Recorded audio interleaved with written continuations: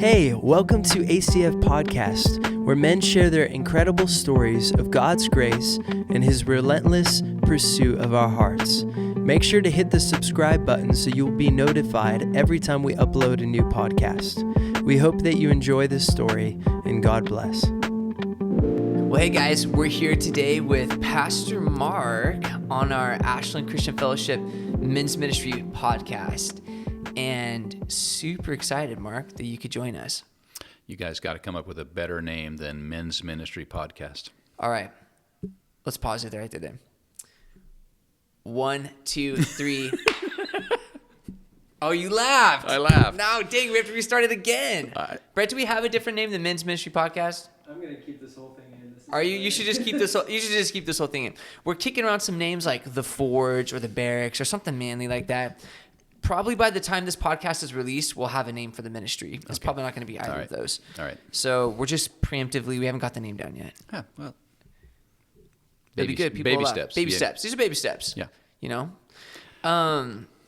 But we're super excited to have you here. One, because you have a great story what God has done in your life, and you bring a unique perspective. And at the end, I also want you to share just what's on your heart for the men of our church. Okay. But we kind of want to explore you a little bit because probably a lot of people in our church, they see you Sunday morning, but they really don't know you or know your story or know. I mean, they know you're a Green Bay Packers fan. I think everyone knows that. I wish they knew more than that, but yeah. There's booing in the background. Just ignore them. It's the Okay. audio people. They're 49er fans anyways. Yeah. So tell us about it. Where did you grow up? All over. And it's kind of sad. You said something about, people don't know my testimony. In a way, it surprises me because I feel like I sometimes talk about myself a lot. But my dad moved a lot. He was a teacher, and about every 2 years, he would move somewhere. The shortest we ever lived in one place was 6 months. But, yeah, he would move us a lot. Was it military related? No, or? he just couldn't get settled, so he would move us a lot. But a lot of different small towns in Idaho, moved all around. He actually took a position for a season back in Kansas City, Missouri. Oh, wow. As a principal of a Christian school. He moved us around a lot. What did he do? Just anything he could, like handyman? No, or? he was a teacher. He taught business, typing shorthand. He could type 110 words a minute on an old manual typewriter. I kid you not. And that's the kind before your generation you had to slide it over. And it dinged, ding. Yeah, and he could type 110 words a minute with no errors. So he was a pretty amazing guy. They actually used him in the military during the Korean conflict as he worked in the espionage, typing up reports for the various stuff that was going on because he was so fast. So anyway, that's what he did. Whoa. Yeah. So you moved around a lot. Dad moved around a lot. And just to clarify, when I said that, probably a lot of people don't know your testimony. I think most of the older guard here knows your story. But this is a cool season God has our church in. There's a lot of new families. There's a lot of new people that are going to listen to this and be like, oh, I've always wondered. Yep.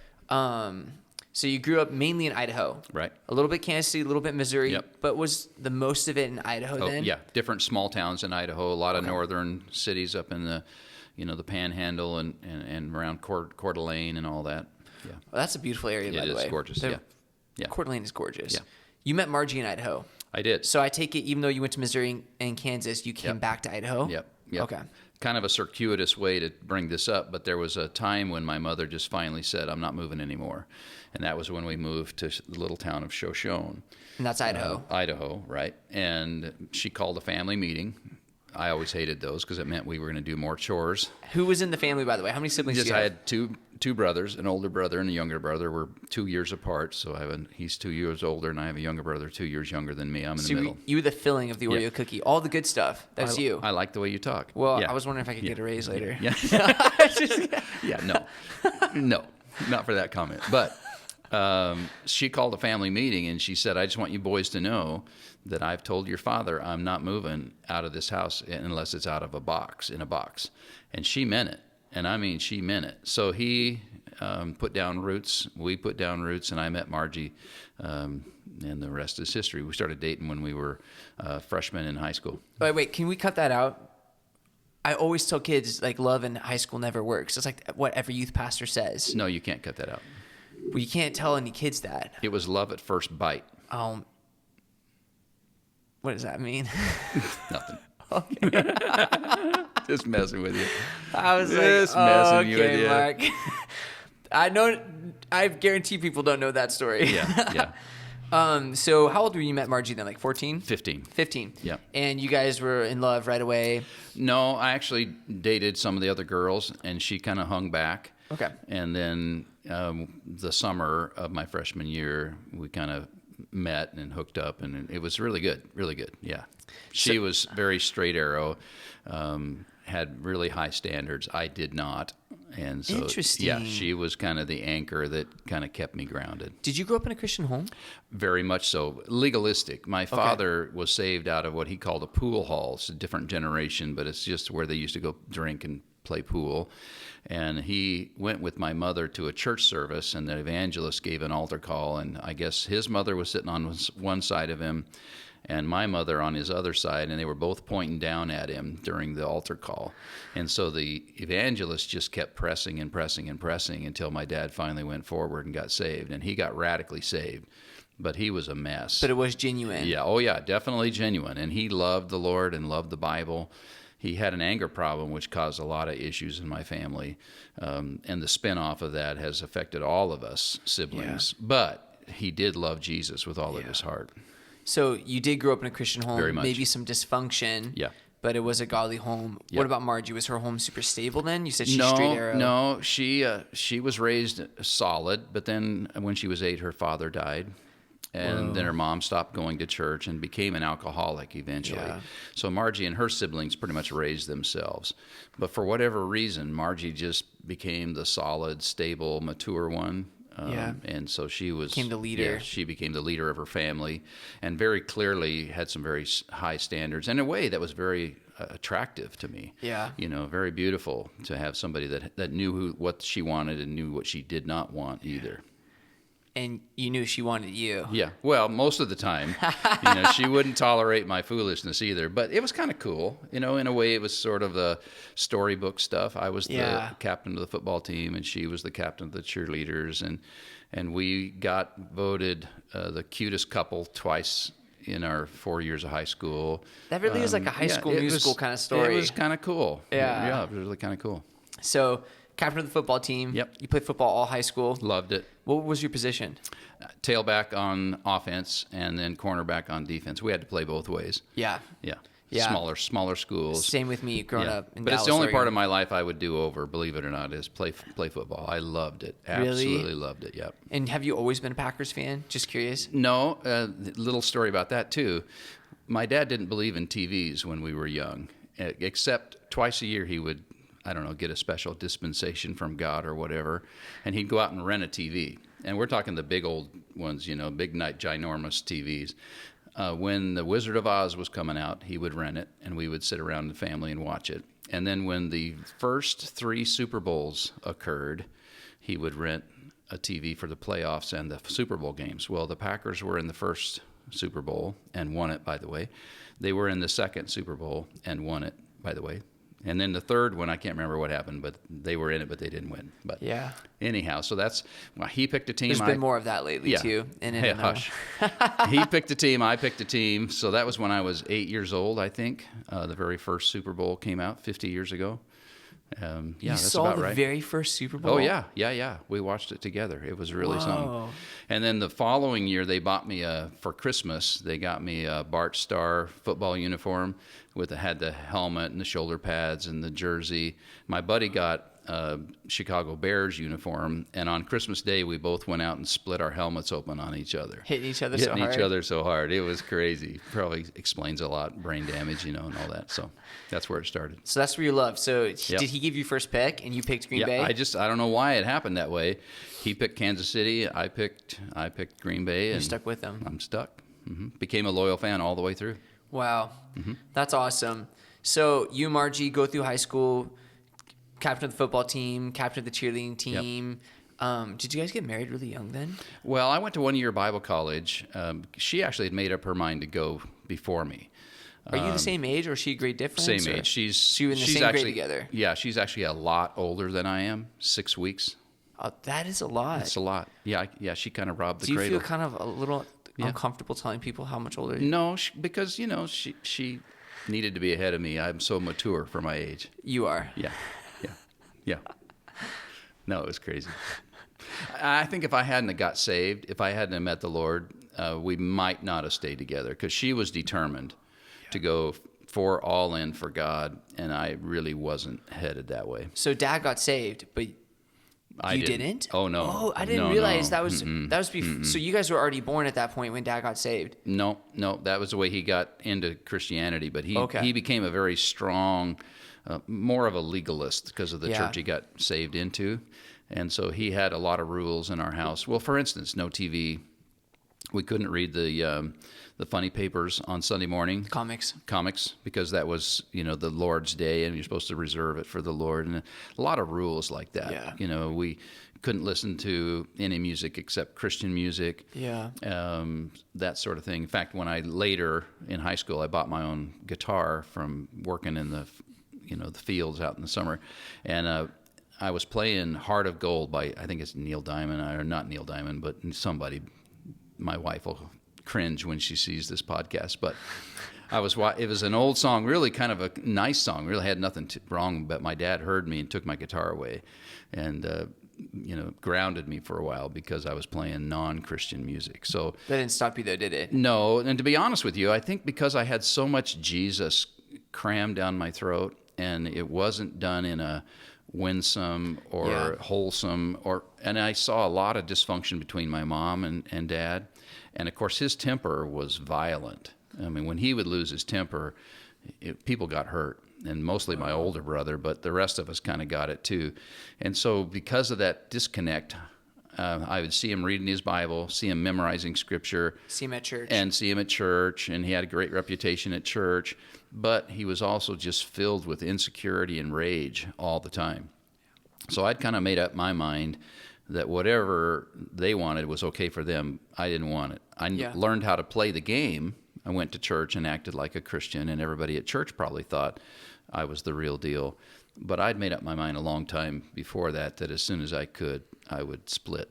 Yeah. And he had always told me, as long as your feet are under my table, as long as you sleep in my bed, you're going to go to my church. So there was no debate about that. Yeah. I mean, if you were sick, you better be throwing up chunks, because he made sure we were in church no matter what. Yeah. But God had other plans, and I'd love to tell that part of the story too. But that's the part people might have heard. Yeah. Is that I did end up, hearing a sermon on what Jesus is all about, and really clicked. We want to hear that part, so tell us, because you said that's the reason you and Margie got married, because you got saved. So were you still in high school when you came to Christ then? I was. Because I sing, and because the church knew that I sing, they would always ask me to sing specials in church. And they were having a series of meetings with a guy named Art Wilson. He had written a book back in 1968 on why man will never reach the moon. I understand you can get some cheap copies of that. But he was preaching this series, and they invited me to come sing on a Thursday night. Was that before man made it to the moon? Well, let's see. No, he'd already made it to the moon, but he had written that book, so I didn't have a lot of respect for the guy. Yeah. But he was a great Bible expositor, and they invited me to come sing. So I came. I sang my song, and I can't remember what it was, and I felt like I should stay for the service since I had sung for the special music for the song, the service. I sat all by myself. My family didn't come. It was a Thursday night, and he began to teach for an hour and a half. Now, these days, I don't think that's all that unusual. I've taught probably a sermon that lasts an hour and 15 minutes, and I've heard Luke Frechette. He can go an hour and a half. I've heard that. But back in those days, that was a long time. He went for an hour and a half. Did you just call Luke out on the podcast? Yeah, Luke Frechette. I hope you're listening, man. Shorten your sermons. But it was all about the tribulation period, and the guy was so thorough and so careful that by the time it got done, I was convinced that it was going to happen and that God was going to judge sinners. And for whatever reason, I'm not sure why, that particular night the penny dropped where I got it. I saw myself as a guilty sinner in danger of judgment. And they gave an altar call, which they did all the time in our church. They sang a song, which they used the same one every week, Just As I Am Without One Plea. It has 5 verses. And for whatever reason, a small little church, met in a Quonset hut in Jerome, Idaho. There were probably, I don't know, maybe 45, 60 people there. They sang through that song 3 different times. So that's 15 verses at the end of the service where the preacher's inviting, I know there's a sinner here, come forward. I know there's somebody here who needs to accept Jesus. That sort of thing went on and on and on. And you're just wrestling I in your just heart. wrestling. My palms are sweaty and I'm gripping the pew because I just sung a special in that church. Everybody knew my dad, knew my mom. They'd seen us in church a lot. I had given them the impression that I was a good Christian. I've gone to youth group, all the stuff, your church camps, all of that. So I made it out. I didn't give in. I went out into my car and I'm driving home, but I couldn't shake the fact that I knew finally that it was true, that there was a Savior and there was a hell to shun, as we used to say in those days. And man, I just began to cry out to the Lord, just say, okay, God, I give up, I surrender. And it was really impactful, and it genuinely was from my heart.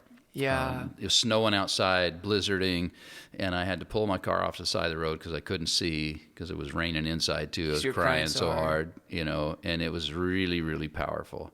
And what happened was so drastic that the very next morning when I woke up, I knew that I was a different person. I knew God had done something in my life.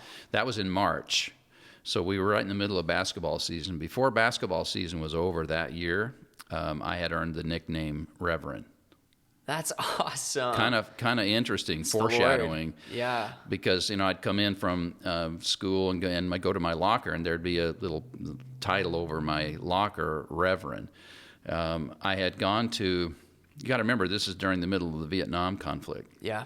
And I'd gone to a Christian bookstore and bought myself a set of dog tags. One of them said, "Whosoever shall confess me before men, him will I confess before my Father who's in heaven." And the other tag said, "Whosoever shall deny me before men, him will I deny before my Father who's in heaven." And you wore that? I wore that to school, which was unpopular. I mean, all the anti-war demonstrations going on, all of my buddies, we all had to register for the draft, that was still going on. They had started curtailing the draft the year, 2 years before, but they were still drafting people. So by doing that, it really drew a lot of attention to my faith, and I became pretty aggressive in carrying my New Testament to school, talking to my buddies about Jesus. It just changed me from the inside out. It really did. That's awesome. Yeah. Well, then, fast forward, I had applied to become a marine biologist and study marine biology in San Diego State University. They hadn't accepted my offer or my application yet. When my wife decides to go... So you and Margie are married at this point? No, we're not married. We're still just dating high school. Okay. Yeah, senior year. She decides to go to Bible college back in Springfield, Missouri. Her and a couple of her friends had decided to do that. My pastor made a special appointment with me. He said, "Mark, I want to take you out for coffee." I was working at Tupperware from 11 at night till 7 in the morning. And Making Tupperware? Yeah. So I met him at like 7:30 the next morning after getting off. And he really put the squeeze on me. And he was a very eccentric dude, wore colored cowboy hats and colored cowboy boots. But he really did care for me, and I knew that. So he pressed me, said, "Mark, why don't you just commit to 1 year of Bible college? Just go to 1 year, see what God does. Give God a chance." And I said, I was conflicted, partly because Margie was going, I didn't want to lose her, and partly because he was pressuring so hard. I said, okay, I'll do that. And so the next fall, instead of going to San Diego State, I went to Springfield, Missouri, enrolled in music, made the basketball team, also made a singing group that they had that toured all over the South. And that's the quartet you were part of? No, that was later. That came after I got married. But This was just a singing group the college had that promoted it. Well, before we came home that year for the summer break, they had a chapel service, and it was the most unusual chapel service. You got to remember, there were like 7,000 students in this college, and we were all crammed in this field house. And this particular day, they had the stage filled with a bunch of Filipinos, and they were all crying, sobbing. There was a white casket on the floor, and nobody was talking. Usually when you came in for chapel service, everybody's visiting, and there's just an atmosphere. Nobody really wanted to be there except the, super spiritual ones, the older guys. We all had to go whether we wanted to or not. But that particular day, there was just a somber felt like you're going to a funeral, which in fact we were. We didn't know it. But they had this big screen, and all of a sudden they project this guy on the screen, and he says, if you're seeing this, I'm dead, and my casket's on the floor in front of you. And he went on to preach this amazing message about hearing the call of God, surrendering to be used by him. And the way he ended his service was, he said, I feel like there's some young man that God's been working on your heart. God's been trying to call you into the ministry, but you've been resisting. You have other plans. You want to go other directions, but God wants you to get up out of your chair and come and kneel by my casket. Well, I found myself there. Surprisingly, probably another couple hundred guys, young men, were there too with me. And I surrendered my life to the Lord at that point to do whatever he wanted. I thought it would be missions because he was a missionary giving the message, you know. And so Margie and I came home that summer, got married, and went right straight back to Bible college. And I shifted from studying music, to studying what they called cross-cultural missions. I want to pause you right there, though, because this has come up in our other podcasts. Okay. This idea that someone's gotten saved, but there comes another point where someone surrenders. Yes. Surrenders to God's call. And I've seen it as a theme in some ways as I've been interviewing people. Is there anything you'd like to share about that, just to our body? Because I think there's a lot of people in the church today that are saved, but maybe they're not fully surrendered in that sense. And I see it all the time. And people describe it that way. If the point comes where I said, it's no longer my will, it's your will that's done. Yeah. And I think the fear of that is maybe stories like mine, where they go, wait a minute, I've got a life, I have plans, I have dreams, I have ambitions. If I give in to God, he's going to take me where I don't want to go. And I don't know where that perception comes from. Perhaps, maybe it's just fear-based. Maybe it's, to be honest, that they have a throne room in their heart and God's not on it. Yeah, they're I on think that's it. They're trusting God for their eternal salvation. Yeah. But they're not trusting God enough to let him direct their day-to-day lives. Yeah, it's living for yourself. Yeah, living for yourself. And for me, it was really dramatic. I think the Lord had to use, because I tend to, I get emotional when I see other people emotional. Yeah. So seeing the Filipinos crying on the stage because they had lost their missionary really set me up. My heart was tenderized. And then to hear the guy's message and to not be able to argue with the fact that God had been wrestling with my spirit. Yeah. Who are you going to serve? Who's going to get to call the shots? Yeah. And that particular day made all the difference. I can't say I never doubted that because it was so emotional. Later in my life, I looked back at that with question marks.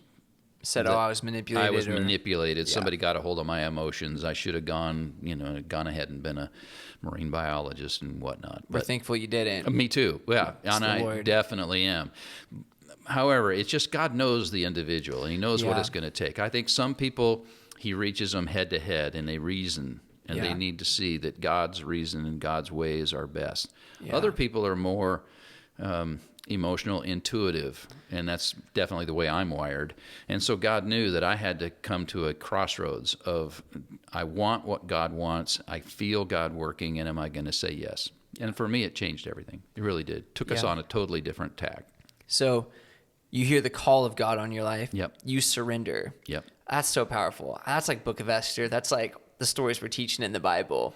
And that changes the course of your life. You and Margie get married. Yep. Was that part of you sensing that call? Was that part of her being like, this is the man I want to marry? Just seeing you be surrendered to the Lord, or were you already heading that way? By this time, we'd already talked a lot about marriage. So you're heading that way. We were heading that way, and we both knew that the other one was special.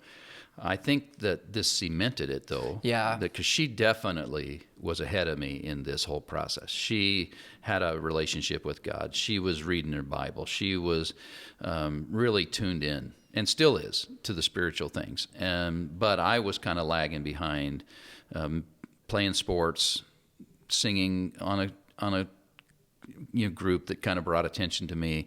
It was a little heady. Yeah. A little bit about you. A little bit about me. Yeah. And so that definitely God had to address that. And by getting married then that summer and going back to Bible college, and then those were difficult years financially. We were struggling. Yeah. Broke. I was working every odd job I could work. I think I've heard you say before, Yeah. I couldn't rub two nickels together. Couldn't. In fact, when we wanted sometimes to go out and get something special, we had to actually dig through the couches to look for any quarters, dig under the car seats to find it. And we would literally add up, our money to see if we could afford a $1.10 burger down at the White Castle or whatever it was called. Wow. Yeah, it was tough. Those were tough days. That's funny. White Castle, that's not around anymore. No. It was one of the original burger fast food places. They were cheapy. You could, you get, I think four burgers for $1. Not bad, eh? Not bad, eh? Not bad. Yeah. So you're in Bible college. Where are you guys at right now? Are you still in Idaho? No, Springfield, Missouri.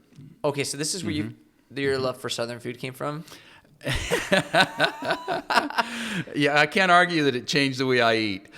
Here's part of the backstory. Somewhere along though. the way, you learned to love biscuits and gravy. Oh my gosh, yes. Because we were in the dormitories before I got married. The guys that I was playing basketball with we get the munchies. You could go out and get all you could eat biscuits and gravy for 99 cents. 99 cents. So, we're large appetites. We would just clean up. And so I learned to love, biscuits and gravy. I used to joke when I got fat that I had Body by Biscuit. They used to build these cars, and they always had imprinted on Body by Fisher. Well, this was Body by Biscuit. Not necessarily my shining moment, but hey. I would have been right there with you. Biscuits and gravy is my weakness. Oh, man. Continual weakness. Good stuff. So good. And those Southern ladies, they do know how to cook. They really do. All the church potlucks. I know you don't like the word potluck, but all the potlucks we'd go to back there. Take that off the podcast. We can't have Mark have you can delete that out. It was amazing, the food that those gals. And Margie's a great cook too. Yeah. And she learned how to cook some of that stuff. So yeah. And I think biscuits and gravy have like a spiritual connotation because like the biscuit alone, it can be kind of dry and and flaky and all this, but then like the grace of God that comes upon our life just enriches us, makes us so flavorful. Oh my gosh, I can't wait to steal that. Okay, let's get back to the podcast. I do have one story to tell. You do? Okay, let's hear the story. Will you accept it? Absolutely. Okay, I went to this preacher's meeting, and this real skinny dude that was a health nut was trying to make all these pastors feel guilty about their diet. And he was talking about they should eat more vegetables and drink carrot juice and that they should give up gravy. And it was really ridiculous, but he was serious. Was he the speaker? He was the speaker. Well, the guy that came after him was probably 400 pounds. And he got up and he had a deep voice. He's from Louisiana or something. And he goes, well, I think they ought to build a monument to gravy. And the house just erupted, and all of us fat boys are standing on our feet, clapping and cheering. It was standing ovation. So there you go. Monument to gravy.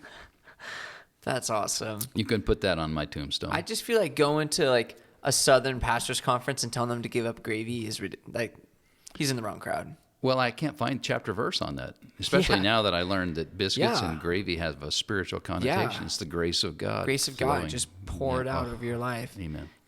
That song, I want more, pour it out.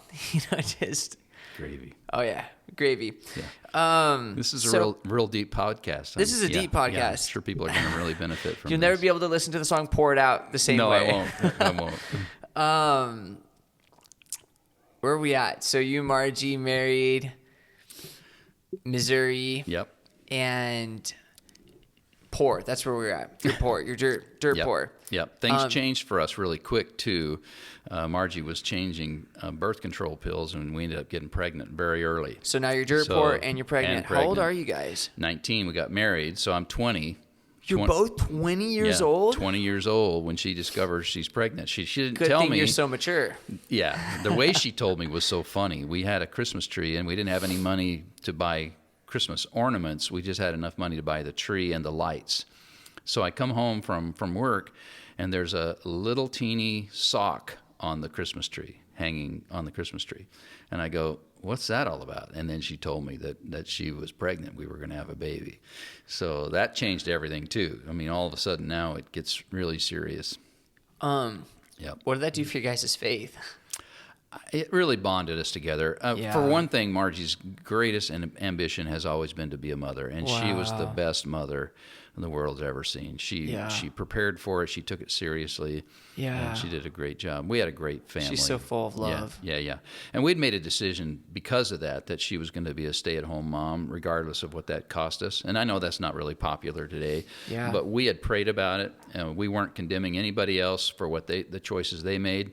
But we just decided that her place was to be the one that took care of not only their physical needs, but their emotional and spiritual needs. Yeah. And she took that very seriously, which meant I had to work harder and try to, help us get through. Yeah. We've recently recorded my mother on a podcast, and if this one comes out before that, that's going to come out, and I think it's a great story. People get to hear it. But she said something interesting, too, about she was a stay-at-home mom. Her and my dad made that decision. Awesome. And she really took it as God's call, like, these are my disciples. Wow. And I've actually never heard her say that. And I just had to stop her and say, Mom, you actually viewed us as your disciples? And she said, yes. And that was part of her pouring out so much. And I really think that's something that gets lost in this current generation, whether that's a mom or a dad, maybe not taking that call so seriously that children just come, but in all reality, they're a gift from the Lord and they are your disciples. Wow. Well, that's cool. And it makes me want to say two things. One, thank you to your mom. Yeah. Because, I mean, the what she poured into you, you're now pouring into us. I wish I could say it about the rest of my siblings, but I'm just kidding. Hey, they're guys, all great. He likes you. He really does. They're he talks all well of they're you. all better than me. The second thing that it makes me think about is how often I've heard people say, I wish I had a ministry, while their own kids are neglected. Yeah, it's a big one. It's a shock to me. You want to say, wait a minute, you've got your own children that are starving for attention, for discipleship, for you to pour into them, read the Bible with them, teach them to love Jesus, sing songs with them, while they're trying to find some other ministry that gives them some sort of significance. So kudos to your mother. I think she did the right thing. Well, and this is the problem when having a pastor interview another pastor is we could just preach all day long. We could. The sacredness of the home and the high calling of parenting and even mothering in this current generation is really just put down. Like to be a stay-at-home mom is to be less almost in some ways in a cultural perception.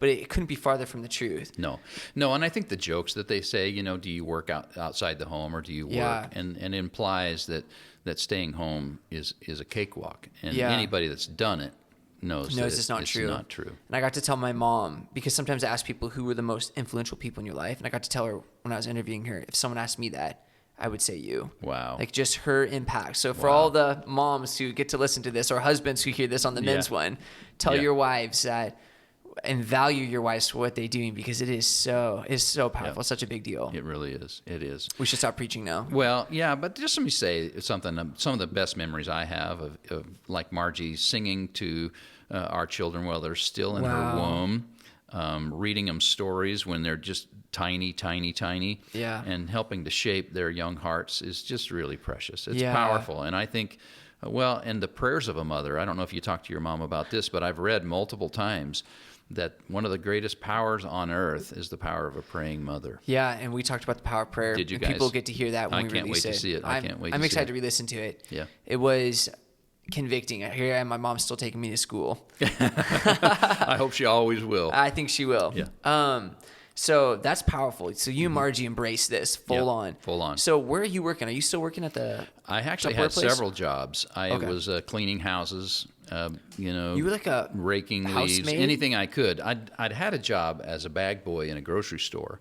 And I went to work one day, and they'd closed the store. It had gone bankrupt, and the corporate officers were arrested on some kind of charges. And so I just instantly out of work.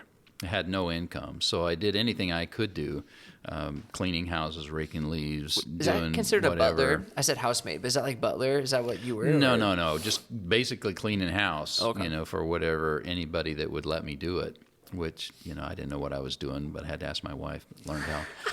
That opened doors for me later because a position opened at the college where I was attending, working in the field house, doing janitor work and cleaning, and that actually helped kind of tie us over for a little while.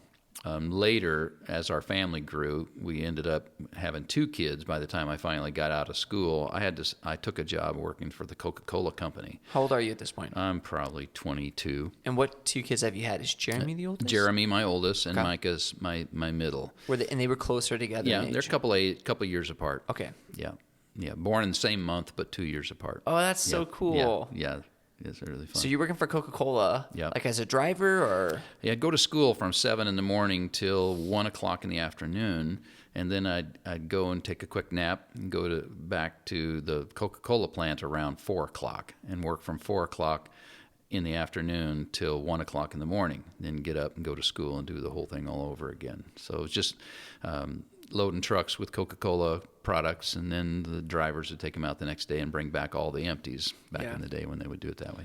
And that must have been exhausting. It was. Oh, yeah. Fell asleep. In fact, the only class I ever failed in college was a class at 7 o'clock in the morning down in the basement, really hot room, and the guy was the most boring teacher ever. But it was one of those required classes. You couldn't graduate if you didn't pass this particular class, and I failed it.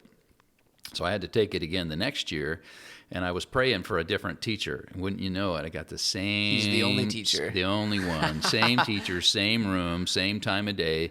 But this time I determined, I said, well, I'm not failing this one. So instead of sitting in the back where my head could go against the wall and I go to sleep, I sat in the very front row as close to him as I could, and then I ended up passing the class and got out.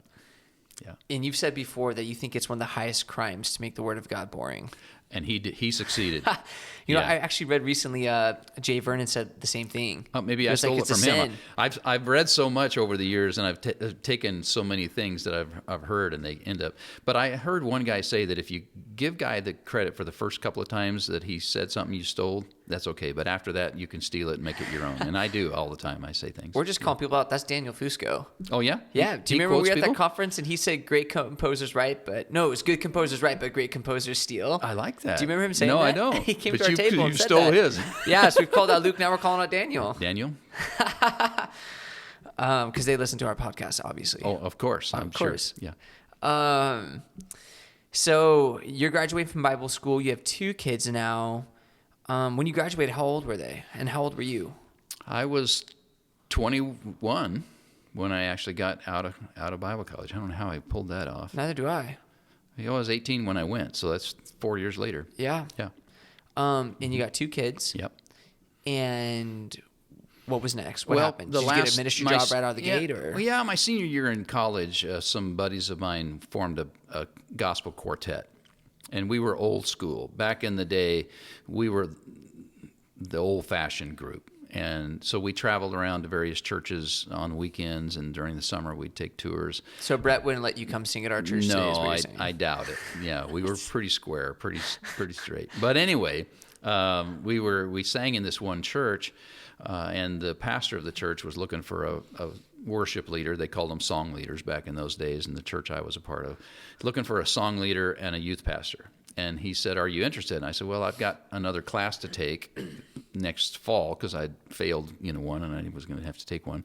And he said, "Well, I'd like to hire you. Can you come up?" And so we ended up doing that. And I didn't end up finishing my degree until some years later because I took this job. About 40 miles from our college was a little town of Lebanon, Missouri. And we moved there, kind of sight unseen, became the youth pastor of a small group. They had junior high and high school together. I think had 13 kids, something like that. It's a little country church. Little country church. They had a ministry, however, and the reason it attracted me so much is they had a ministry to Fort Leonard Wood, where every Sunday they would take buses down to Fort Leonard Wood, which is probably 45 minutes, an hour away.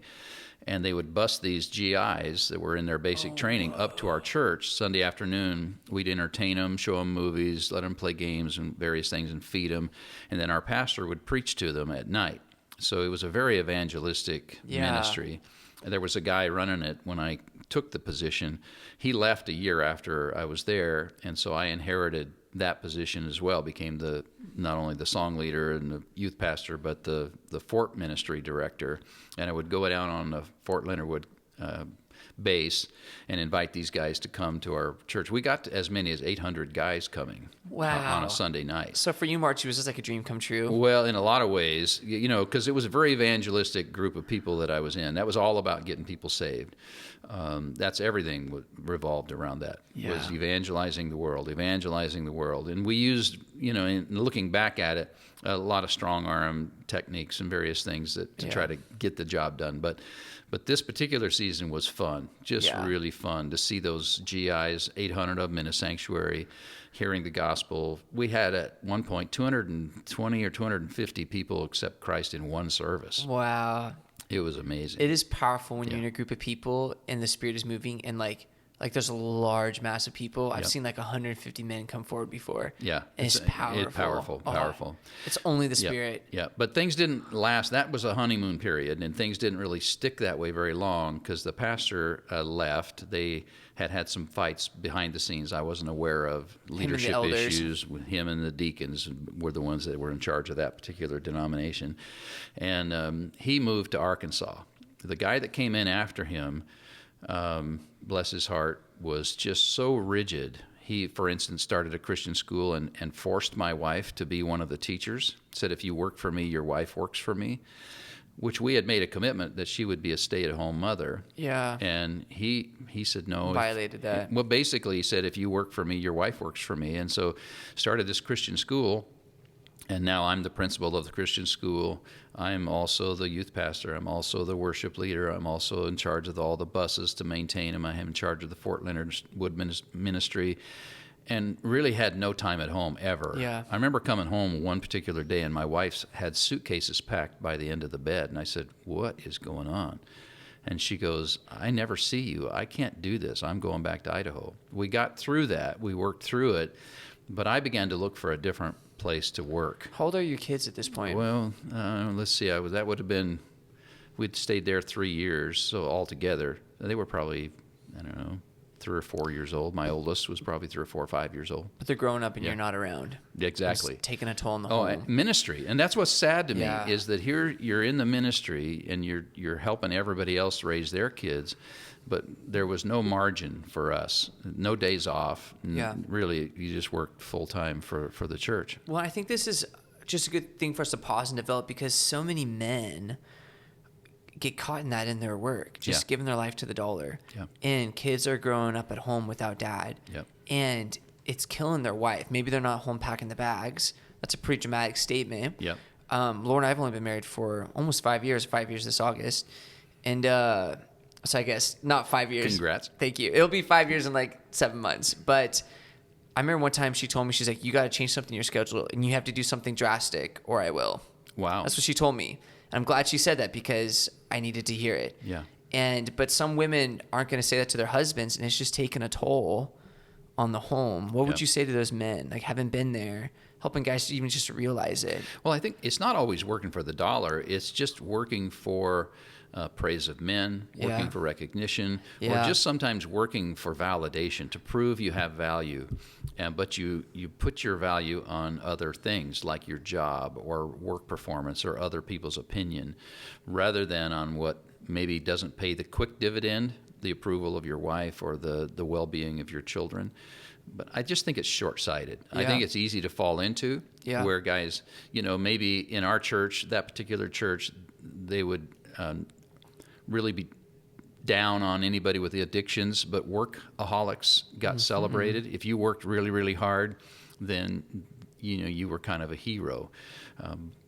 Nobody thought back in those days of the consequence of what it might do to your kids or to your wife or down the line, how it would, cause you problems. Yeah. Yeah. So I try to teach. In fact, one of the things that I make sure all the staff here knows is you're responsible to keep your own margins. If you don't have room for your family, and I like what one guy said, and it was years after Margie and I went through some trouble, which we'll talk about probably in this later. If your ministry to your family doesn't work, your ministry doesn't work. If your Christianity doesn't work at home, it doesn't work. Yeah. And so we really began to understand that you had to put your family first. And now I want to say that I want my wife to be the best ministered to person in my entire ministry. If she's not, then I'm not successful. She's your number one. Right. Yeah. And I wish I'd have known then, like what your mom said about making your kids your disciples. If we could see the influence we have on our own children and take advantage of the opportunities we have, not just to tell them, but to motivate them, to live with them, to kind of encourage them somehow to find their place in the kingdom. Man, that would pay eternal dividends. Yeah. And we'd see the ripples continue to go out because they would be more equipped to do it with their families as well. Yeah. And it's just one of those things. I was just talking to a dad recently about being involved in the church and his kids getting to see him serve the Lord. It has an impact. It really does. When your kids see you really pursuing God and it's real, it has an impact. Well, on a side note, and I know we're not supposed to preach in these podcasts, but I just read a report Nobody about, else is allowed to preach. You and I can. Okay, good. Why millennials are leading the church. The title of the article was "Millennials Are Destroying the Church." Yeah. Well, that grabbed my attention, but when I read it, what they're saying is millennials, by and large, didn't see fathers committed, didn't see their dad care about church, didn't see their primarily their dad really take any kind of leadership in instilling a passion for Jesus in their hearts. And so because of that, they're just bailing and they're not coming back. So I think it's really critically important. Well, because that millennial generation, they just want what's true and, this kind of thing. And they've looked at faith, I think. Yep. And they looked at the way maybe their dad handled it or parents, and they saw the kind of inauthentic faith or sleepy Christian faith of America. And why bother? Why bother? That's not true. If it was, they would have been way more committed. Yeah. So I think there's going to be dads listening to this, and maybe that's a word for them is be involved, be real with your faith. Yeah. And I think there's a balance because you can be all at home and not be involved in a sense, not showing what it means to really lead and pursue the Lord. Yep. Or your dad, where you're so involved at the church and you got this fake hate and everyone thinks you're amazing, but at home, you're a totally different man. Yep. And both of those extremes are going to hurt your family. Absolutely. It's got to be real in your heart, and what's real in your heart will be real in your home and real in your ministry. Absolutely. I think we're not even always aware as fathers of the maybe unspoken pressure we put on our kids. Yeah. That they don't always feel celebrated and important. You can tell them, but you need to show them. Yeah. And I think it's critical for them to really know that their dad, and their mom too, but I'm speaking from dad's perspective, really understands what they're going through and is there for them no matter what. We've talked about releasing podcasts kind of for special things. We should consider one for Father's Day. We just talk about fathers, parenting, Why get not? a couple dads on here. I know we've thought about that for Mother's Day and other things, but because there's so much to this topic. Yep. We could just stop everything else. Yeah, we could. And I could just ask you questions and you could preach it. Well, and I think I could, and I would love to be invited at least to have a piece of that because there's a lot of things I would do different now if I was to go back and be a parent all over again, to get in the ministry all over again. Yeah. I would do a lot of things differently. And I remember reading a Chuck Swindoll's sermon that he had given some years back, and he talked about a Christian minister or a Christian businessman that he'd met who said, when I got to this stage of my life, and he was dying, by the way, he said, I never met somebody who say, I wish I'd have spent more time on my business. Yeah. But he said, I've met a lot of people who say, I wish I'd have spent more time with my kids. Yeah. That's powerful. Yep, I think so too. Yeah. Let's make it happen. Let's do that. Get a couple guys together. And all right. We'll do a Father's Day special. So you and Margie, you've moved back. No, she wants to move back to Idaho. You're looking for a new job. You got 2 kids. Oldest one's 4 or 5. Yep. Just curious, because you have Noelle. She's the youngest. How much younger is she than everyone else? She's not 12 years. There's a 12-year gap. So what actually happened in this vulnerable place we were in Missouri is I was looking for a way out. Margie wanted to come back to the Northwest to her family, but my pastor who had hired me out of college went to Little Rock, Arkansas. You wanted to go there to be with him. And so he called me and said, hey, come on down here. Well, evidently he knew the kind of guy he was trying to reach, because he set me up. When I showed up, they had a parking place with my name on it. They had gone out and got a little name plate made for a parking place reserved for Mark Anderson. I'm just candidating for the job. I don't have it yet. I went into this place. They had 51 acres, beautiful new building. There was an office that had my name on the door, reserved, Pastor Mark Anderson, which really did, said a lot to me. I was wanted.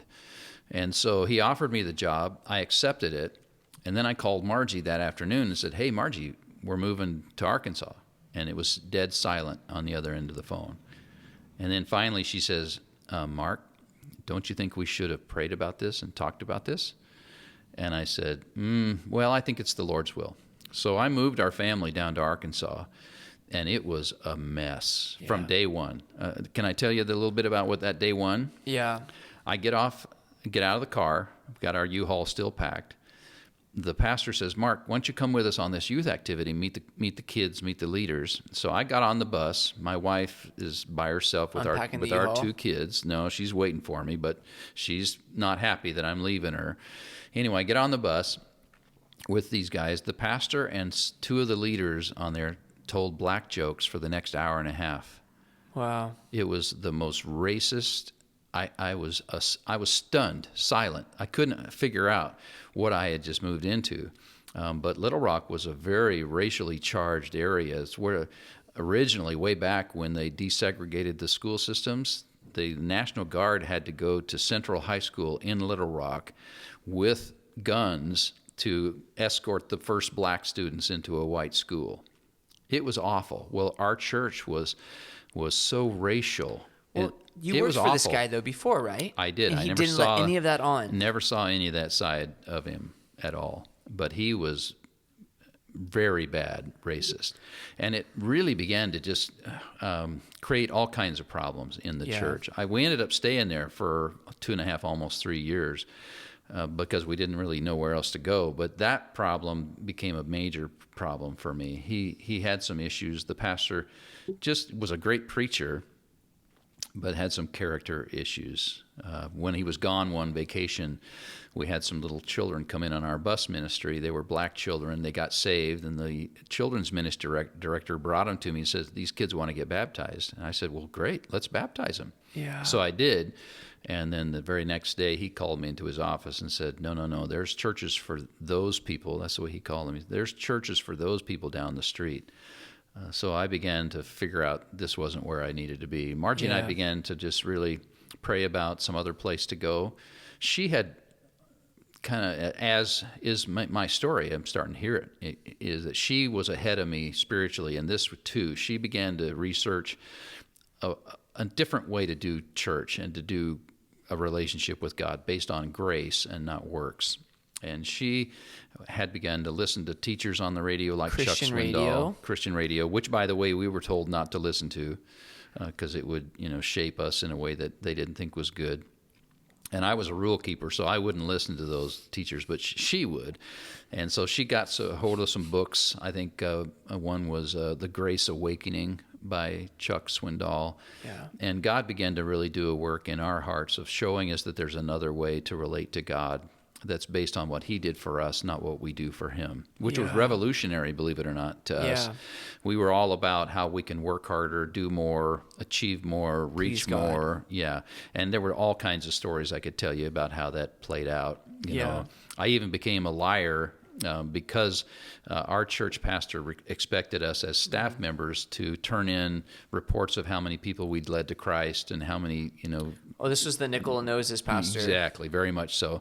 And so I would find myself lying on those forms, saying, well, I did more than I actually had done or led more people to Christ than I, lying in church just to kind of get the approval of the pastor. And so that God used that, though, to really convict me that there had to be another way to approach ministry than just nickels and noses and trying to, do all this work. Well, I think this is so powerful because this is an important lesson that a lot of people have learned the hard way. Yep. When you make a choice without really surrendering it to the Lord, and you found yourself in a place that was like atrocious, racist, legalistic, and do you think that could have been avoided if you and Margie had stopped and prayed and talked about it together? Oh, I have no question about it. Yeah. I started referring to that season, the 2.5 to 3 years, as my desert of Arabia. And God used it, but I think if I'd have stopped and slowed down the process and listened to my wife and come together, I think if you're making a decision, especially as husbands and wives, if it's not mutual, then it's not God's will. Yeah. It's just Amen. not. It's mutual just not. between the husband and wife. Yep. I'm not saying that there shouldn't be leadership and there shouldn't be submission and deference to one another.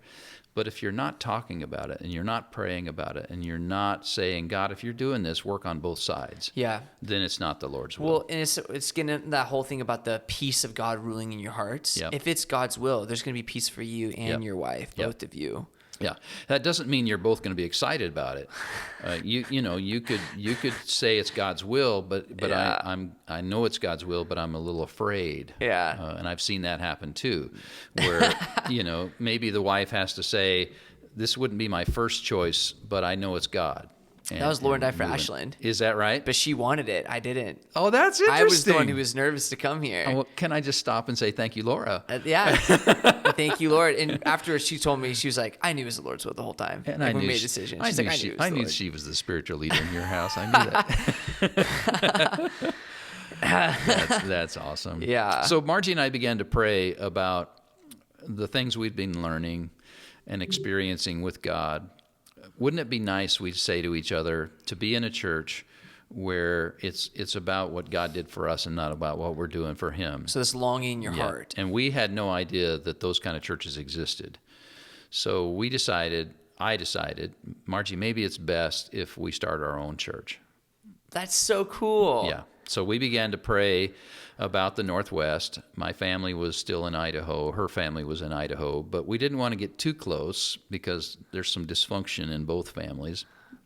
So we began to pray about Montana, Washington, and Oregon. We wanted to be around Idaho, but not in Idaho. And believe it or not, I just got an atlas, went down to the bookstore and bought a brand new atlas, and I took those states and began looking at various towns. We made I don't know where it came from, but we made kind of a checklist. We wanted to be in a college town. We wanted to be in a town of 25,000 people or less, smaller town. We wanted to be in an area that had some outdoor activities because I loved to hunt and fish in those days. I still like to fish, but I don't do much hunting anymore. And so we made a list of towns in those 3 states and began to write to the Chamber of Commerce. Remember, this is before Google and internet. So we would write to the Chamber of Commerce and ask for newspapers and a list of churches. And we got probably 5 to 10 different towns in those 3 states. And then finally decided that Southern Oregon is where we wanted to go. Wow. We had narrowed it down to Klamath Falls and Ashland and Grants Pass, those 3 towns we thought we would come take a look at and see if God wanted us to start a church here. So I raised some support, some promises of support, which, by the way, never came in. And we launched out, loaded up our U-Haul and our car and came on out. You stuck in Ashland. Yep. What I find so awesome about this story and inspiring is it honestly makes me think of like Martin Luther with the 99 Theses. His statement where he's experiencing the grace of God, and because of how legalistic and how much of a heavy hand the Catholic Church had on people at that time, like when you said we didn't even know those other churches if they even existed. Yeah, we had no idea. idea. We said, let's go start one and start, preaching the grace of God. And that's what started Martin Luther to his movement. That's cool. Yeah. Kind of a neat corollary. It was kind of cool how in your story, you're at this place where it's not God's heart at all. And in a sense, it's atrocious. Yeah. But God's stirring you up, and you don't even know about any other way, but you go, let's go preach the grace of Jesus and go start something. And I've quoted my wife a dozen times, but she has said back in those days, there has to be more to Christianity than this. And, oh man, am I glad she did. Because, yes, there is. Yeah, there is. That's so powerful. So you're in Ashland. I take it Noelle's probably born at this point or still not? Nope, she's still not. But your kids are closer to 10 years old at this point? No. Let's see. By then, Jeremy was in the 1st grade and Micah was a kindergartner. Okay. Yeah. So they're still pretty young. Yep. And you moved to Ashland. We knew nobody. I went down to the Chamber of Commerce and got myself a map of the city and put a piece of plexiglass over it and put it on the wall. And I began to just door knock. It's the only way I knew how. Back in the day, that's the way we did evangelism, in the churches that I was a part of. You just take some gospel tracts and go out on the street, start knocking doors. And so I knocked on every door in Ashland. But I didn't find a receptive audience. They didn't have the South and the South has, it's called the Bible Belt back there. Yeah. So everybody has at least Christian courtesy. Christian courtesy, where they understand they should go to church, they used to go to church, or their parents used to go to church, but not so out here in Ashland. So Yeah. I'm knocking on doors, and I'm meeting nothing but hostility. Yeah. And it was day after day after day of hostility. I just got to ask, do you ever drive through Ashland and see houses and be like, I remember knocking on that Yeah, door? I do. I remember especially on some of the like Weimer and some of those other streets that are real steep. Yeah. Walking up the road and getting to the door and not being able to breathe, because I'm a big boy, remember? Not being able to breathe when the people answered the door. I'm so out of breath that I couldn't even talk to them.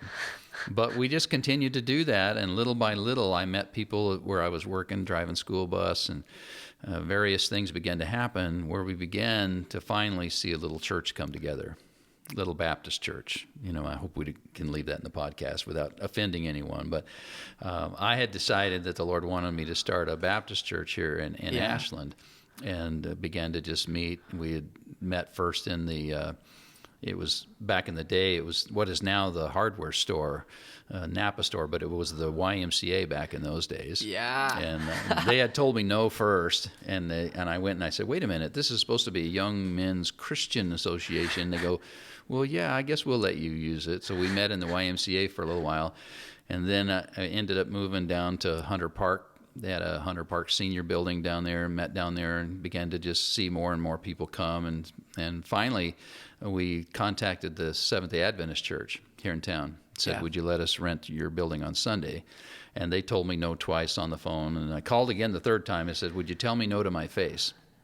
So I met with the pastor and his board and said, hey, would you let us rent it? And he goes, yeah, we'll let you use this little chapel. So we met up by the Triangle Park behind the Presbyterian Church in the Seventh-day Adventist building there. And then God in his sovereignty, there was another Baptist church, an independent Baptist church in Talent, that had lost their pastor. They had 9 adults left, had a building paid off, but no pastor. And we had at the time probably 125 people, but no building. And so they said, what if we merge?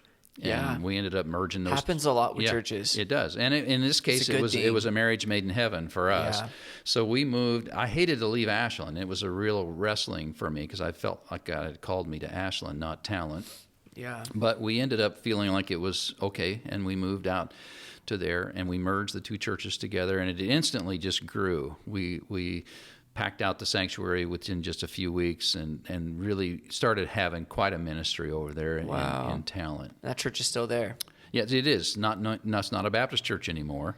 One of the things... and that's partially your fault. It is partially my fault. Yeah, I had gotten baptized in the Holy Spirit, and that isn't necessarily a Baptist doctrine. So that was one of the issues that kind of led up to some problems that we had in the church, and that's another part of the story.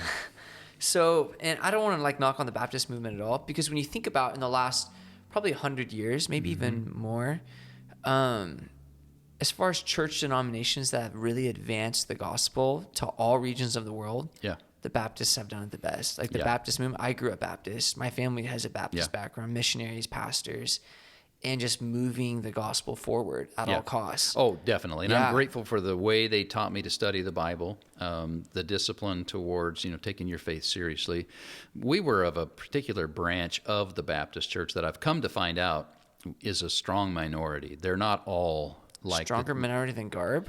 Oh, the churches we attended thought the Garbs were... I'm from Garb. My family heritage is in the Garb. By the way, for people that don't know, that's the General Association of Regular Baptists. And that's pretty conservative. Yeah, Garb is pretty conservative. But we thought they were liberal.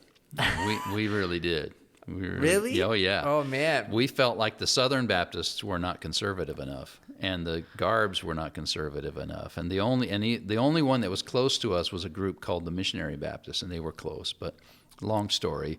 So, I've come to have a lot of respect for the Baptist groups that were more balanced and not near as legalistic and work-oriented as we were. Yeah. Yeah. I just didn't know. Yeah. You don't know what you don't know until you figure it out. I was about to say John Maxwell right there. Yeah. You don't know what you don't know. Yeah. So, how old are you at this point? how long you been in Ashland? I 4 or moved 5 here in years? 1984 Okay. to plant the church, and we stayed at that church probably for 10 or 12 years. So Noel is born now at this Yep. point. Yep. Yeah, Noel was born while we were at that church in Talent. Okay. So the family's growing, the ministry's growing. Yep. That's really exciting. It was, but again, there's things I would do way, way, way different if I was to do it all over Yeah. again. I think I mentioned in the earlier part of this podcast that if I was to do it all over, the family life would change. Because Yeah. when I started the church here in Ashland, I was doing it different, but some of my motivation and methodology was the same. Well, I was going to say, you're a young guy. Do Yeah. you feel like it's going to your head? I still work 7 days a week. Yeah. And I was gone every night, and I was really trying hard to build the church. And the more I succeeded, the more it did go to my head. Yeah. And in this area, in the Northwest, there'd been a lot of guys who had come to Ashland over the years to try to plant a church and had been unsuccessful. So I became kind of a little bit of a celebrity in that particular group. Yeah. And they would invite me to come to various missions conferences or church planting conferences around the Northwest, give my testimony, and it really went to my head. Made me feel like I was kind of a star. So God's not getting the credit. It was a little pond, but I was Yeah. a big fish in that little pond. But my wife began to just get resentful. Yeah. I was gone all the time. I'd go on mission trips without her. I'd go to conferences without her. And if anybody would call our house during dinner or anything, I would drop everything and run. And I didn't know any other way. So when we began to have marriage problems later, I was clueless. Yeah. Clueless that I had neglected her to the degree that I had. And instead of really building up my wife, I had neglected her and replaced. She used to call the ministry my mistress. She would say, "You have a girlfriend." And I'd go, "No, I don't." And she'd go, "Yeah, you do. It's called the church." And looking back, she was absolutely right. I just didn't see it. But it set us up to where now Margie and I have this very distant relationship. She's all about the kids, involved with the kids. I'm all about the church, involved in the church. But we weren't connecting on any kind of a heart level. And it began to have some problems. So when the problems happened, I began to have problems at the church as well. The Leadership kids are still issues. young at this point? I'm young. I'm getting into other doctrines. I, for instance, got more involved in preaching about the Holy Spirit. That caused some problems. We changed our polity at the church and went to elder rule, and I didn't pick the elders carefully. So we had all kinds of problems going on at the church, and I had problems going on at home, which led to kind of a meltdown. We had sort of a real marital meltdown, which led to a ministry meltdown as well. Yeah. Because when the home, that's what you said earlier, Yep. isn't healthy. Yep. And that's why I would grab young ministers today and just say, you really need to take the temperature of your wife and listen carefully to what she's saying and not saying. And maybe sometimes get a third party to come in and just kind of help you figure out, if you're not doing well at home, you're just not doing well. I think that's a word for all husbands too. Yeah. Like really take the temperature of your marriage. Because I don't know what it's about, men. We could just be so clueless. We are. Just, I think what made it, and I'm not saying it isn't true for every marriage, but when you're in ministry, there's so many other things to say, but look at what God's doing. Look how God's using me. So obviously God approves of So what we're obviously doing. it's okay. Yeah. But it isn't okay. No. You're doing one thing at the expense of the other thing. Yeah. And in God's way might not have brought the early or the fast results that you can get from working but still, if you slow down, put your marriage first, the fruit that you produce are going to be lasting fruit. Well, and the trick is God loves his people, and he's working despite you. That's the truth. And he wants to reach people. Yep. And we start to get big in our head and say, well, look at what all I've done. And it's not true. God, in his grace, wants to reach people, and he's reaching people, and you're a part of that. Yep. So you can't use that as a gauge of approval for the way you're living your own life. Right. And I think you and I both experienced that. I know there's been times when I haven't been obedient to the Lord, and yet he has still used me to preach his gospel, to impact people, even when I wasn't really walking for him in my heart. Well, it's humbling to be It is able a to say, humbling reality. but to look back and say, God can even use a donkey. Yeah. So he uses us, and even though we're maybe full of pride or full of self and we don't see it, he's still honoring his word, and he does use us in spite of ourselves. So this meltdown obviously couldn't stay there. You're trying to balance things that are falling apart. Yep. Do you want to walk us through that, or? Well, a little bit. You know, Okay. I have to be careful with that because I don't want to tell my wife's story. It's my story, but she's affected by it. Yeah. So, but in general terms, what happened is when things melted down at home and my marriage began to fall apart, it spun both of us in two different directions. I ended up very depressed, couldn't connect with God. And even though I went to some treatment, I was full of self and bitterness, which led to some sin. And that sin ended up just destroying what was left of our home. So I left the ministry, quit, started selling life insurance. It was a tough season in our life. We ended up we filed bankruptcy, almost lost our home. God couldn't bless what I was doing. I'd gotten so bitter against my wife and bitter against God that I basically, and I don't know how to say this nicely, I had taken my Bible, thrown it across the office, and just said, screw this. Yeah. And just walked away. I just walked away. And as a result, ended up in a place that was not a good place spiritually. Yeah. But surprisingly enough, in that condition, doing what I was doing, separated from my family, wasn't going to church at all. You weren't living at home either? No, I had moved out and moved into one of the other agents, had a spare bedroom that I was working with, and so I was living with him. And but my middle daughter, Micah, had started singing worship at a church called Ashland Christian Fellowship. And she said, Dad, why don't you come over? I think you'd really like the music here, because I used to do that kind of... How old is Micah? She wasn't married then, so she was probably 17, 18, maybe 19. Wow. Yeah, maybe 19 or 20. Anyway, so I started coming, sitting in the back, and I'll never forget the first Sunday I was here, they sang a song, the worship team sang a song, I have a father, he calls me by name. I know this song. Do you know it? Mm-hmm. He'll never leave me no matter where I go. And I can't explain it, but man, it just love that song. Got my heart. And so I began to just feel God again. I hadn't felt God in a long time. And started coming to church a little more faithfully, hearing the message of grace and grace and grace. And that was Andy Green. Andy Green, and he knew how to preach grace, let me tell you. Maybe struggled himself, but nobody knew that at the time. One particular Easter Sunday, Margie's in Idaho. She's getting ready to leave me completely. Our marriage is just about to get its final blow and go south. And on a Sunday morning, Easter Sunday in the park, Andy's preaching, and I definitely sensed the Lord speaking to me.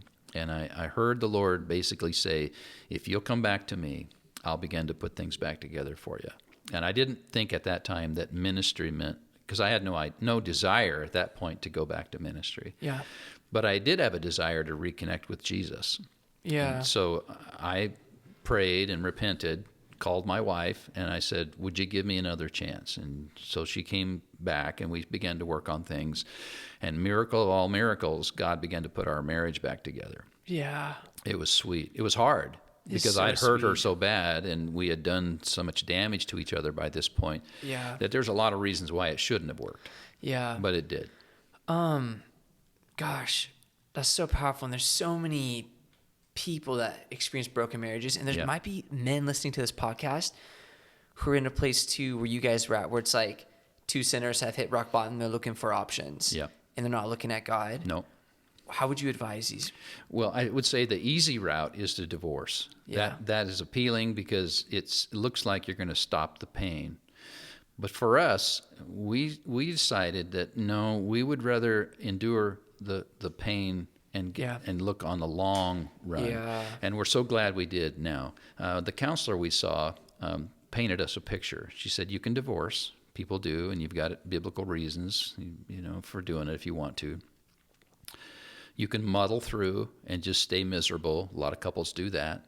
Mm-hmm. But she said there's another way. You can learn how to do marriage God's way. Wow. And so Margie and I looked at each other and we said, let's do the work. Let's learn how to do it God's way. Yeah. And we began the process of trying to rebuild trust, rebuild commitment. Yeah. And we started putting Jesus back in the center of our marriage. And, and things began to heal. So much so that I began to serve again at the church, this church, just helping out wherever I could. I never thought I'd be in ministry ever. When the home is healthy. Yeah, I'm doing good at home, and believe it or not, my business starts doing well. I start making money for the first time in 3 years, and we weren't starving to death anymore, and things are kind of really starting to click right about the time that they asked me to help here on a more permanent basis to teach a Sunday or 2 Sundays, and then it was a month, and then it was 2 months, and then 3 months. Because Andy Green's he was having trouble of his own Yeah. at the time. None of us knew that.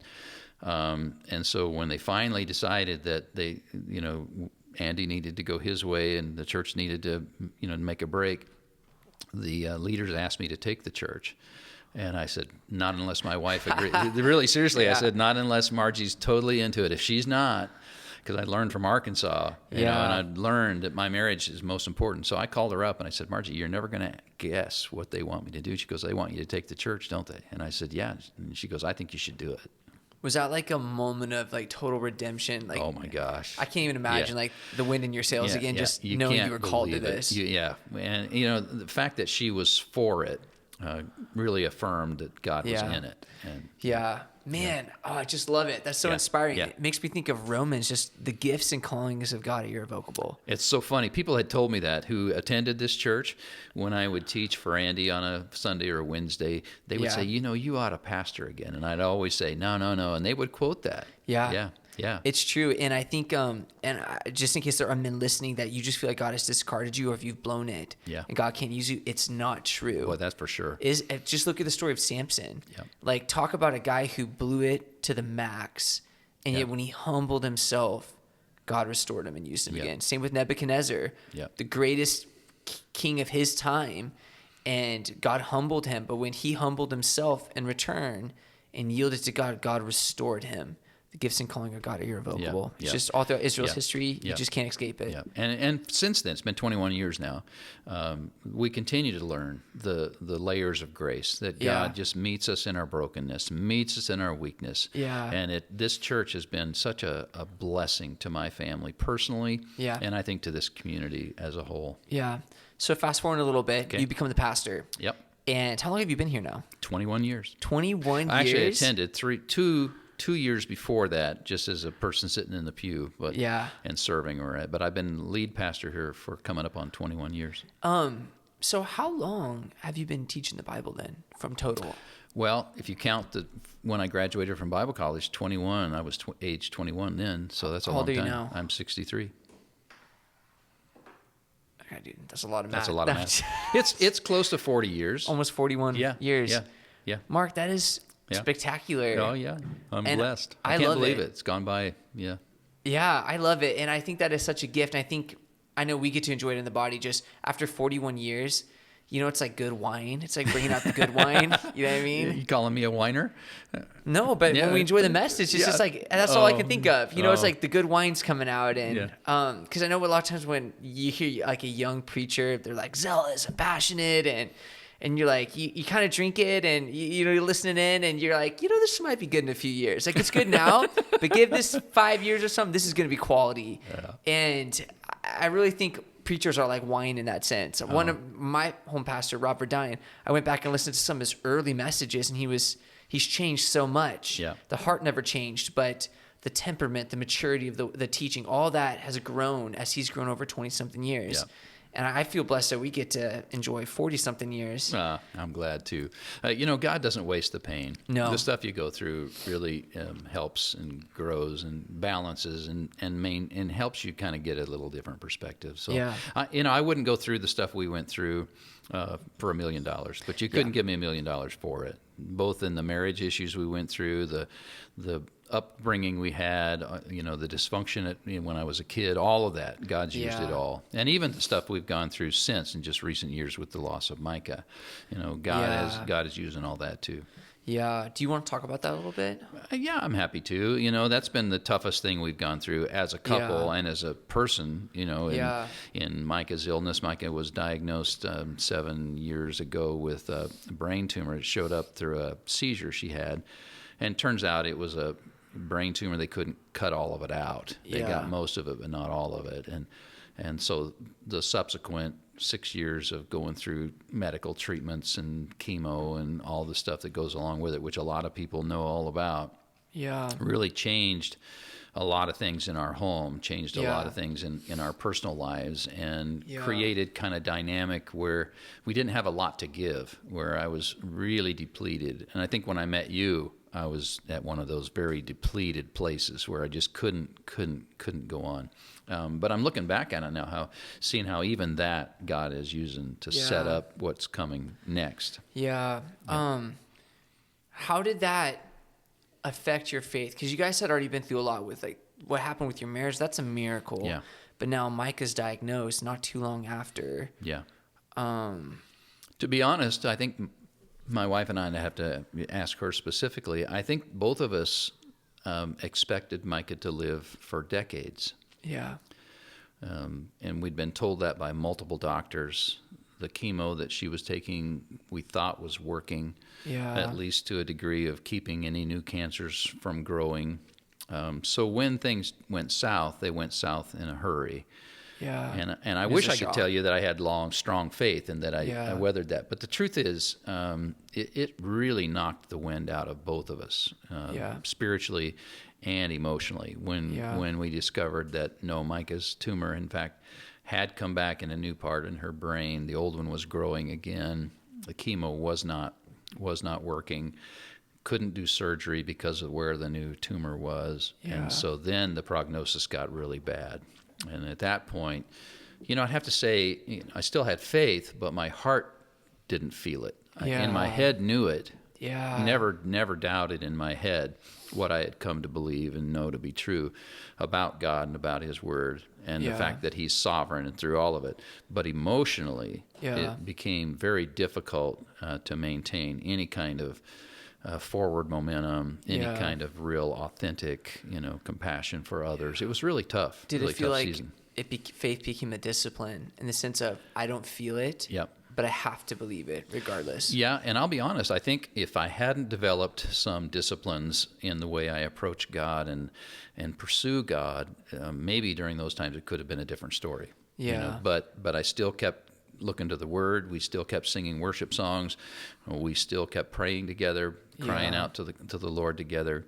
And on one level, what happened with Micah and my wife drew us together. Margie and I became where there's no other human being on the planet who knows exactly how I feel. With all the various layers of what we're facing with my son and his situation, and Micah and her situation, and my wife's health and her situation, except Margie.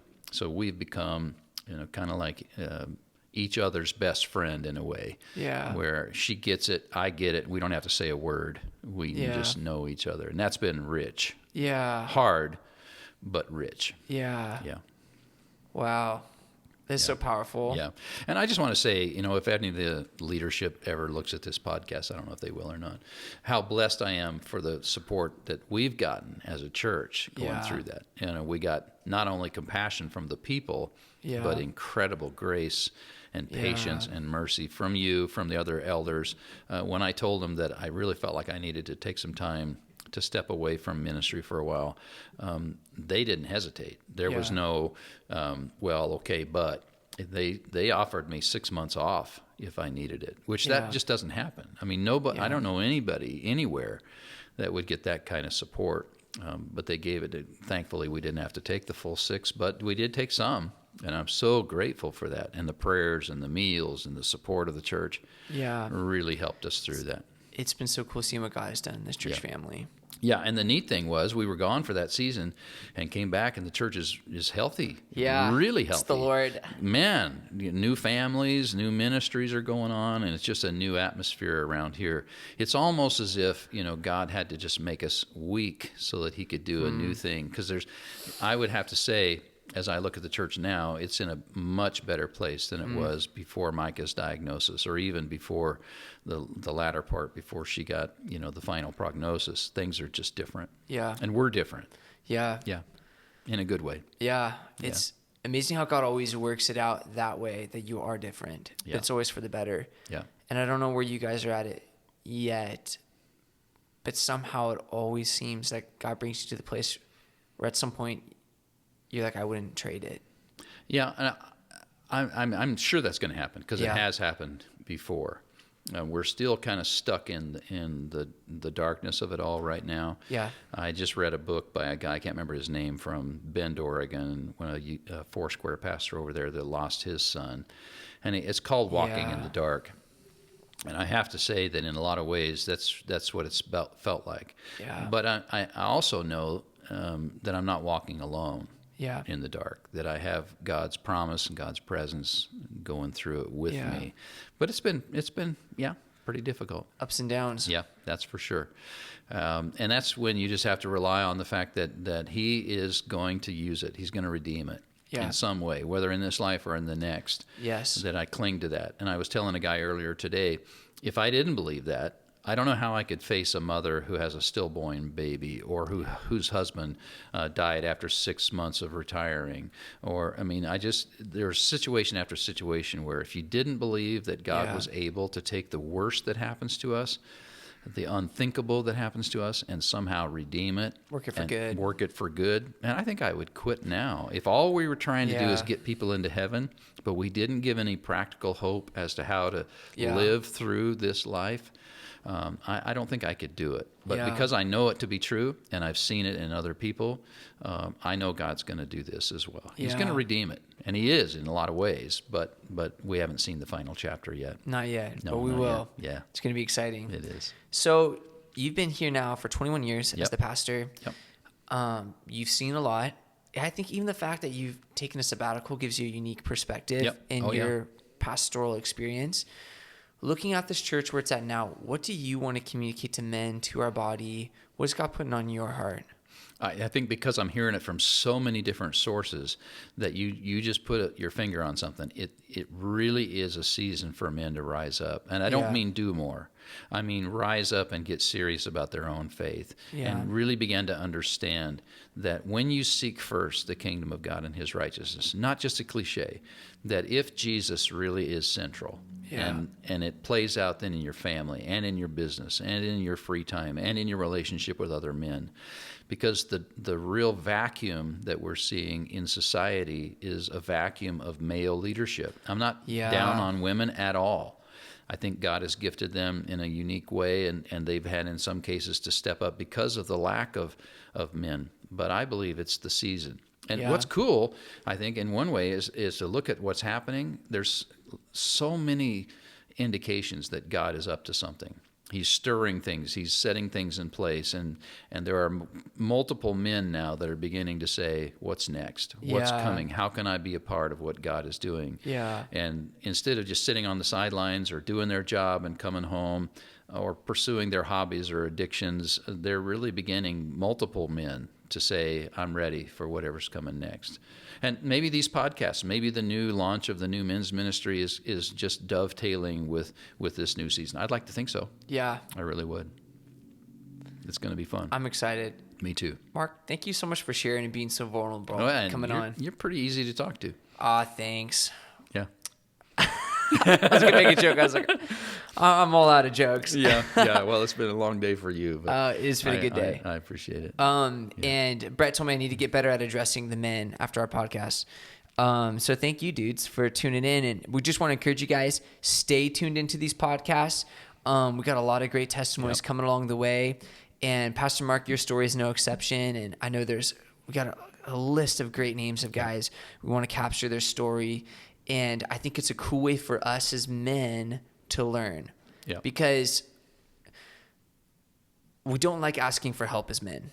Sad to say, true. It's so true, isn't it? Yep. And I feel like we could avoid so much if we just stopped and gained perspective from people who have lived it, who have done it. Yep. And that's the heartbeat on this podcast, is helping men gain that perspective of what it means to truly live for what matters. Amen. And I think it's neat if we can somehow, even with our failures as older men, be willing to share those and say, hey, I don't want to tell you what not to do, but I want to tell you that God can use you in spite of whatever happens and whatever bad choices. There's never a chance to say, I'm done. You can always say, I'm up again. God's ready to use me again. And I would hope that there'd be a lot of guys sat there that would just say, where do I fit? How can I, what part can I play? Yeah, and those older guys don't waste the best years of your life now. Amen. I mean, they've experienced so much life. It would be Yep. tragedy if they just sat on the sidelines. Yep. There's no room to coast. There's no retirement in God's army. And I think, if they understood that there really is a place, that they don't have to necessarily take on anything. They just need to be willing to be honest and share their lives with others, that they could really be a big help. Yeah. Big help. Yeah. I think that's a good word to end on. Good Thank you, word. Pastor Mark. Thank you. Hey, thanks for listening, guys. Yep. Keep tuned in. Bye. We'll see you again. All right.